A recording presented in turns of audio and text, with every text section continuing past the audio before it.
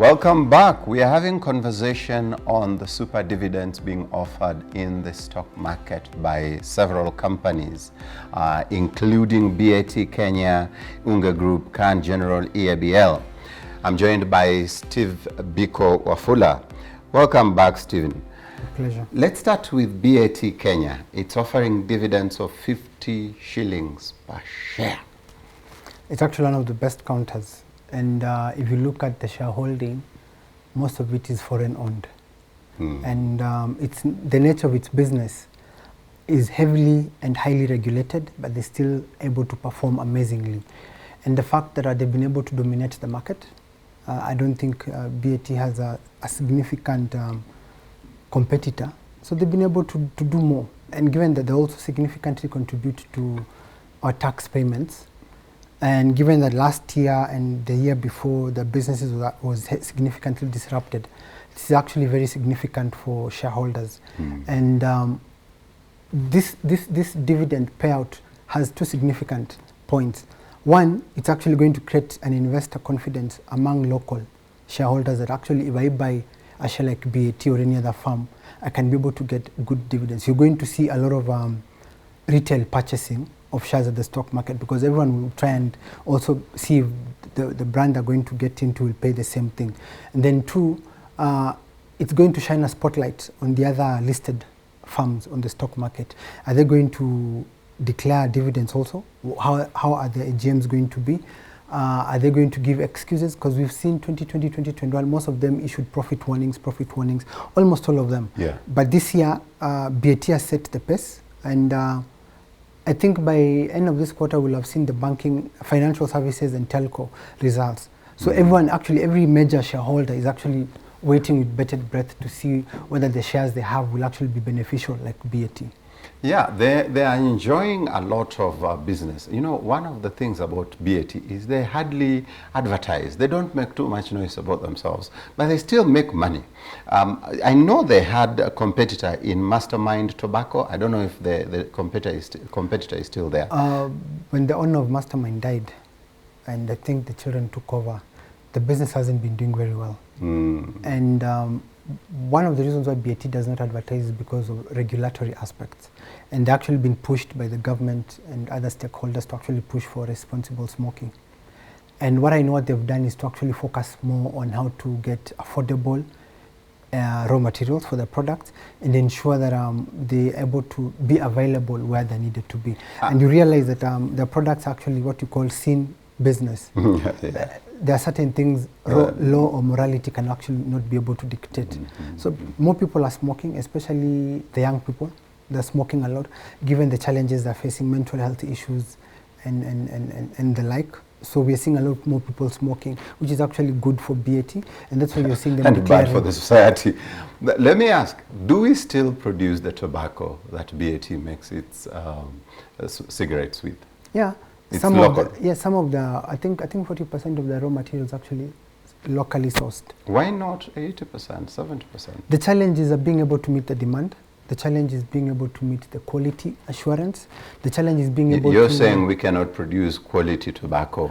The challenge because I know most actually, of it comes from Western Kenya. Yes, the problem is not that we cannot be able to meet the demand. The problem is our laws we've let agricultural land be decimated into small shareholder holdings, which cannot be able to come together and meet the demand. So land tenure problems. Yes, land tenure problems, quality assurance, problem of middlemen and cartels, and basically also the taxation that goes into farm inputs is actually very high. Yeah. So meaning that getting the raw materials is actually a bit more expensive. Oh, no, but we have to have that conversation why we cannot give... And that is a conversation we've been having since the beginning of the week, lowering food prices and farm inputs. Yes. Fair enough. Unga Group is equally giving out sterling dividends. Where's the growth coming from? For a very long time, Unga Group was doing very badly. But the last 6 months, we've seen change of management. Yes, Joseph Choge, he will be here next week. Good. I look forward to hearing him. So we've seen a change of management, change of strategy. They're pushing more. And they've actually been aggressive in looking for affordable, cheaper, sustainable raw materials. And I think the need for dividends is because a lot of shareholders have been complaining. And if you look at the performance in the last 3 years, it's been very dormant. But now there's some activity. As I've said earlier, BAT has put a lot of our brands listed companies on the spot in terms of paying out dividends. So a lot of boards and management are going to see how they can be able to look for cash and to catch up, sort of, to actually give out dividends to their shareholders. Because ultimately, the importance of actually having shares in a listed brand is to be able to get the dividends every quarter or every 6 months, depending on the constitution of the listed firm. Yeah. One of the things I like about Unga Group is the way they have diversified. They've stayed true to their milling business, but they have diversified into feeds business ever so seamlessly. Not even that. One of the important things that are actually making them perform very well is the diversification into more products from the same raw material.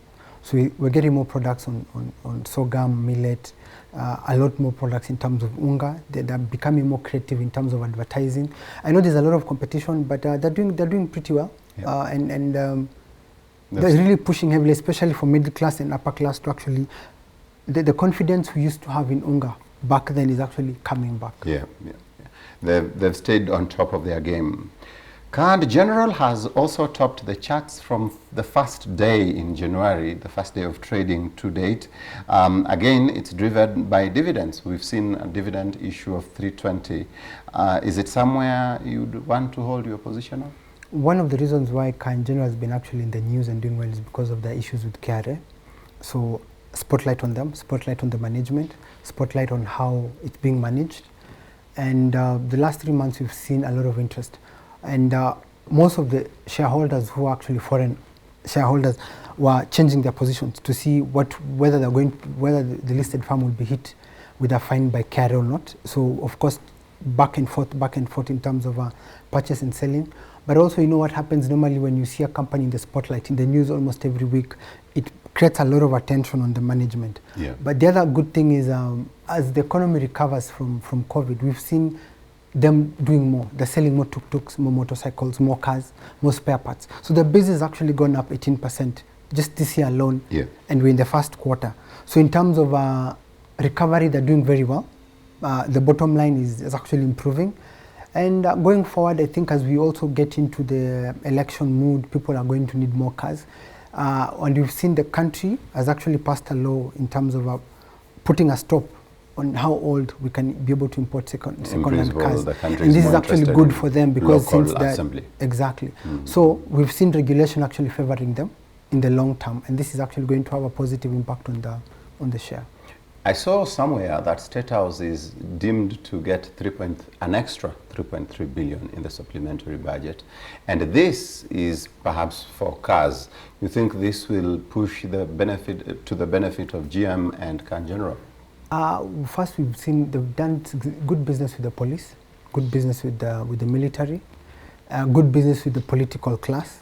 Yeah. And I am sure the new cars that the State House is going to order, I think for the how do I put it, for the government administration at the county level, to ensure that we have safe and fair elections. So it's actually the future, the next 2 quarters are actually very positive for Can General. The only thing that's hanging over them is the issues with KRA, but I think given how they've been able to manage the issue, they'll be able to be fine. Yeah. Yes. I still hope that they get something out of that 3.3 billion. No, definitely they're going to. I think car dealers, Isuzu East Africa, Can General, Toyota, Inchcap. But the challenge of our government is it's mostly a Toyota government. Not necessarily. Like what I know, the police were given almost 100 Toyota Land Cruisers. Okay. They're given 100 D-Max. Oh, Isuzu D-Max. Yes.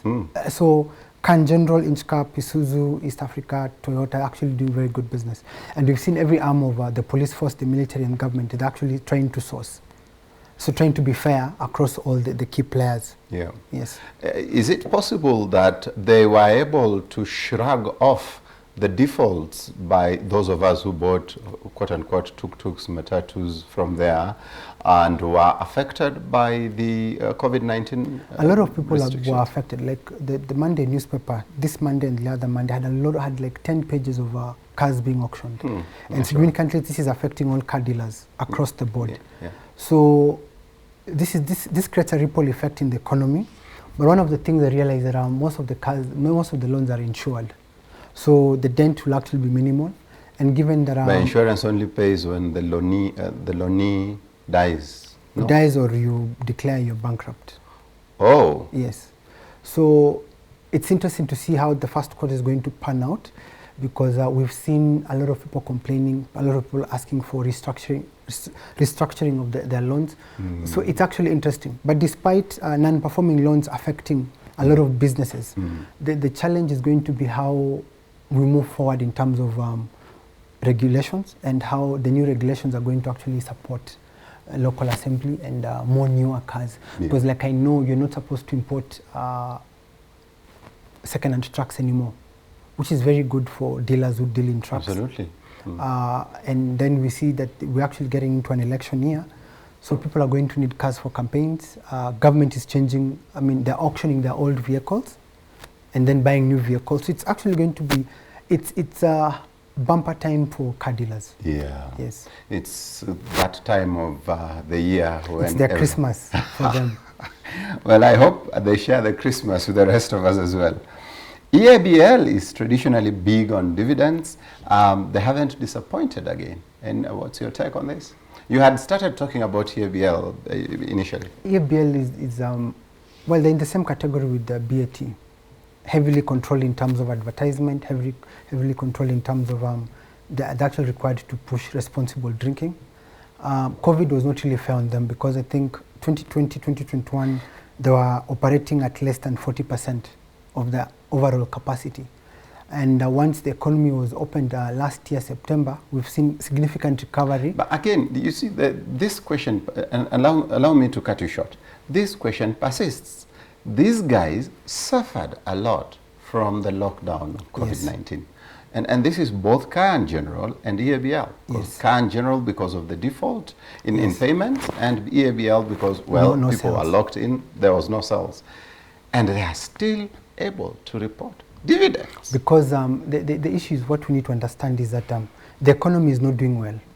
The macroeconomic indicators, agriculture, tourism, we've looked at foreign account deficit, we're not doing well. The index is actually negative, but we're in the recovery mode, which means everything is going back to where we were in the last quarter of 2019, which means if they're able to sell maybe 10 million bottles of alcohol in 2019, now they're getting back there. And the silver lining with COVID was that EABL was able to find other means to actually remain in business, and that was actually and that was actually focused on digital e-commerce. So we've seen people are buying alcohol online.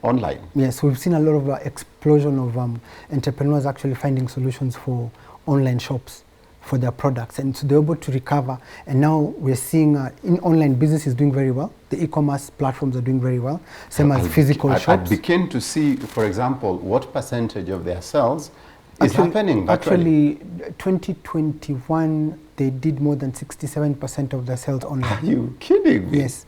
And also the product through supermarkets. So online shops and supermarkets and wines and spirits are actually doing very well. Let me, forgive me for being ignorant. I don't drink alcohol, but I'm wondering, who drinks alcohol at home that much? Everyone. I mean, 2020, 2021, no one was going to the bar. No one. Okay. There was no hotels were functioning, no bars. So people are drinking from home. Okay. And actually, there's, I think we did a report. People actually turning their homes into bars, you know. And now, since October last year, maybe not necessarily all of them. The other half also is guys who turn their homes into Airbnb, and then these Airbnbs host parties and with a lot of alcohol. Remember, the hotel industry was also shut down. So the recovery for EABL and Car General has been significant in BAT, very, very significant, more than anyone else. And that's why people are saying the economy will grow maybe 6.7 to 7%. And now, given the sterling performance, they basically want to create assurances with their shareholders that things are okay and we're recovering and we're going to be okay. And the positive aspect about COVID-19 was to expose the weaknesses in our business systems. And now many businesses are actually plugging those inefficiencies and creating e-commerce platforms to actually be able to move. And so, like you said, even the banks are going digital. Yeah, so we have more revenue streams for a lot more listed companies on the stock market, and EABL has done pretty well. And I think for me, my understanding is just they want to reassure their shareholders that they're doing well, and we've seen that their shareholders are actually very big on corporate governance. Diageo is actually very keen on that, and we've seen also they've taken a lot of interests in sports, in campaigns for responsible drinking.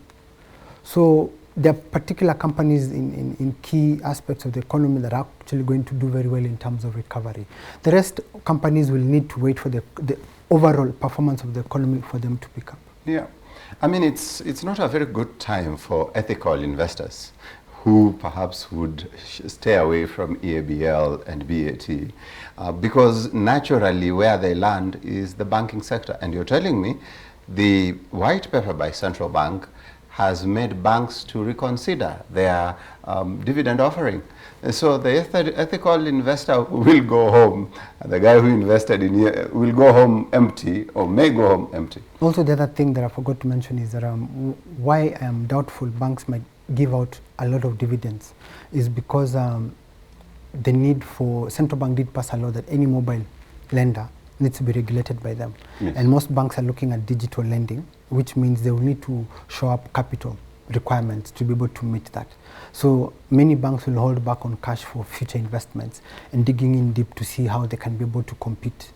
Strange. The guys you think will give you dividend money are not giving you the dividend money. The guys you did think would give you money. But the recovery by EABL, BAT has been significant. It was definite that they had to give out the dividends. Yeah. Are there any counters in the market that you imagine would give us some good dividend returns in the next few weeks? Well, I'm looking at Kengen. You said that name twice today, and you said they're undervalued.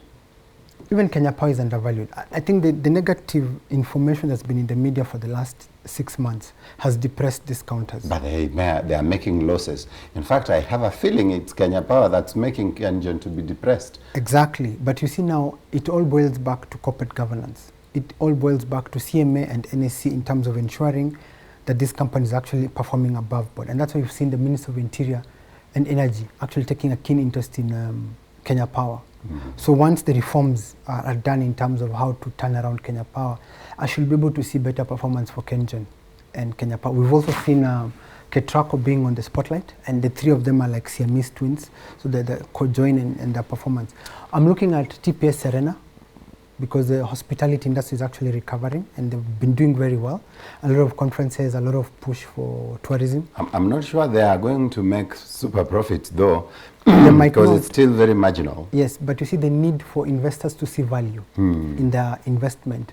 Most of these companies might opt to even give, even if it's 5 shillings per share in terms of dividend. Yeah. So I'm looking at equity, I'm looking at Safaricom, I'm looking at National Bank. National Bank's turnaround has been very impressive. So we're waiting to see how that is going to be. And basically, the rest, construction, real estate, Yeah. So just banking and services. So like you're saying someone like Centum, I shouldn't be hopeful. Centum has been in the news for the wrong reasons, and they've been trying to explain publicly to the shareholders the numbers, what's happening. We've seen Moria's salary being slashed. A lot is happening. We've seen them, they want to offset some of the key assets. And like also, Two Rivers. Yes, and they're also planning new acquisitions. So it's going to be interesting to see whether they're going to give dividends or not. Yes. It's a mixed bag. Post Kirubi's era, it's actually under new pilot trying to see how to balance. That plane hasn't settled. No, they have a long way to go before they settle evenly. Yes. Okay, all right. I really feel for Kengen because I also agree that it's a brilliant, it's a beautiful Even Kenya Power is a brilliant, but Kenya Power is depressing Kengen, and simply because Kenya Power is their only distributor. There were ideas that we needed to diversify the number of distributors. For example, devolve even, have every county have a Kenya Power of sorts that devolves or manages the distribution of power. I don't know how that would look like, but I think that would be a better idea. Why that will never happen is the element of national security.